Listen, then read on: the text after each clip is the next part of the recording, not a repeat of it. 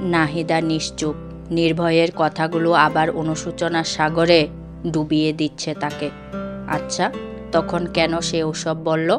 এখন মনে হচ্ছে সে আসলেই খারাপ মানুষ। সমাজের গতানুগতিক চিন্তাধারা তার ভেতরের বিবেকটাকে গ্রাস করে ফেলেছে, অমানুষে পরিণত করে ফেলেছে। নির্ভয়ের কথার পৃষ্ঠে কোনো কথা না বলেই চুপচাপ সেখান থেকে উঠে গেলেন তিনি।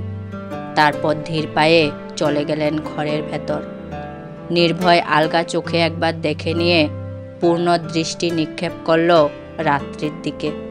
দুহাত আড়াআড়িভাবে বুকের উপর ভাঁজ করে চাপা রাগ নিয়ে বললেন, আপনি না কোথাও যাবেন না? রাত্রি অপরাধী চোখে তাকালো। সোফা থেকে পা নামিয়ে বসে মিনমিন করে বলল, যাইনি তো। চুপচাপ রুমে আসুন। আদেশি গলায় কথাটা বলে আর এক মুহূর্ত দাঁড়ালো না নির্ভয়। রাত্রি দু হাতে চোখ ডলল। ছোট্ট একটা হাই তুলে দেওয়ালে লাগানো বড় ঘড়িটার দিকে তাকালো। সকাল 8:20। আজকে শুক্রবার, ভার্সিটি নেই, কিন্তু বিকেলের দিকে একটা টিউশনি আছে। তারা নেই তেমন, তবু এখানে থাকতে অস্বস্তিতে কাঁটা দিয়ে উঠছে। এ বাড়ির সব ঝামেলা যে তাকে ঘিরেই। নিশাদ একবার ঘাড় উচালো। রাত্রিকে উদ্দেশ্য করে মেজমেজে গলায় বলল, ওই সোফার বড় বালিশটা দেন তো দিদি, এই ছোটটায় মাথায় আটছে না। রাত্রি থতমত খেয়ে উঠে দাঁড়ালো। নিশাদের ইশারা করা বালিশটা নিয়ে তার হাতে দিল। নিশাদ মুচকি হেসে কৃতজ্ঞতা জানালো।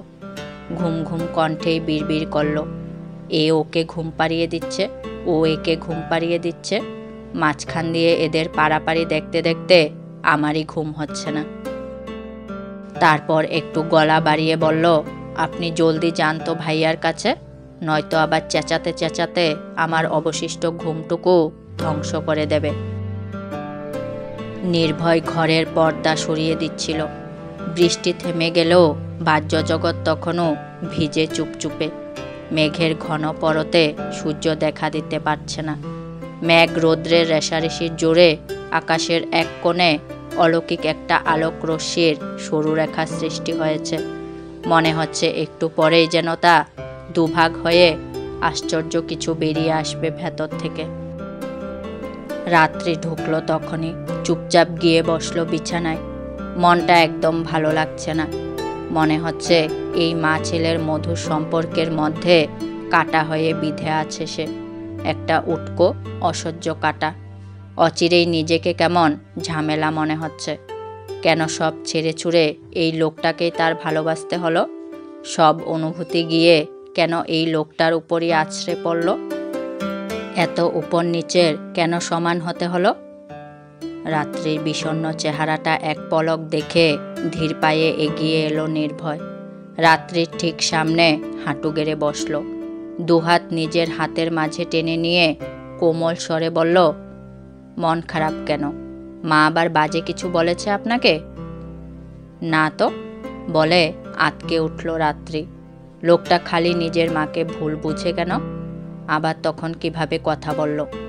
নির্ভয় এক মনে তার হাত দুটো নাড়াচাড়া করে যাচ্ছে।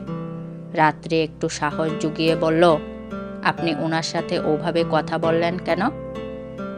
নির্ভয় চমকালো না।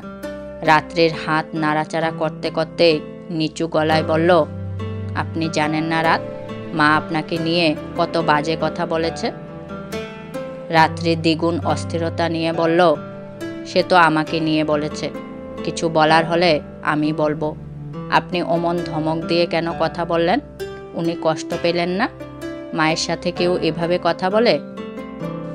মাথা ঠিক ছিল না নির্ভয়ের অকপট স্বীকারোক্তি। মেয়েটার গলায় একটা খ্যাপা খ্যাপা ভাব আছে। বোঝা যাচ্ছে নাহিদার সাথে তার অমন ব্যবহার সে কিছুতেই মেনে নিতে পারেনি। রাত্রি আবার বলল, মাথা ঠিক ছিল না বলে এমন করবেন? আর আন্টির মাথায় ব্যান্ডেজ কেন? আপনি ওনাকে মেরেছেন? বাদ দিন ওসব। রাত্রি হাঁসফাঁস করে উঠল। লোকটা কি সত্যিই নিজের মাকে মেরেছে? কণ্ঠে জোর দিল সে। বলুন। নির্ভয় দৃষ্টি নামিয়ে ফেলল। ছোট্ট একটা শ্বাস ফেলে বলল, দেখুন, আমি শোপিস ছুঁড়ে মেরেছিলাম, কিন্তু সেটা মাকে উদ্দেশ্য করে নয়। মায়ের মাথায় লেগে যাওয়াটা নিতান্তই একটা দুর্ঘটনা, আমি বুঝিনি। রাত্রির মুখটা আপনা আপনি হাঁ হয়ে গেল। অদ্ভুত বেদনায় নিংড়ে উঠল মন। তার নিজেরই খারাপ লাগছে। না জানি ওই মহিলাটার মন কেমন লেগেছিল। নিজের ছেলে আঘাত করেছে। তার মাকে যদি সে নির্ভয়ের জন্য আঘাত করত, তবে তার মায়ের কেমন লাগতো। নাহিদা যে এখন পর্যন্ত তাকে কিছুই বলেননি, এই তো ঢের। নিজেরই এক ছুটে বাড়ি থেকে চলে যেতে ইচ্ছা করছে। অপরাধ বোধে শরীর নেতিয়ে আসছে। কণ্ঠ কাঁদো কাঁদো হয়ে এলো। বর্ণনাতীত যন্ত্রণা নিয়ে সে বলল, আপনি এমন কেন করলেন? আপনার মা না উনি? আমি তো পরে, আগে তো আপনার মা, তাই না?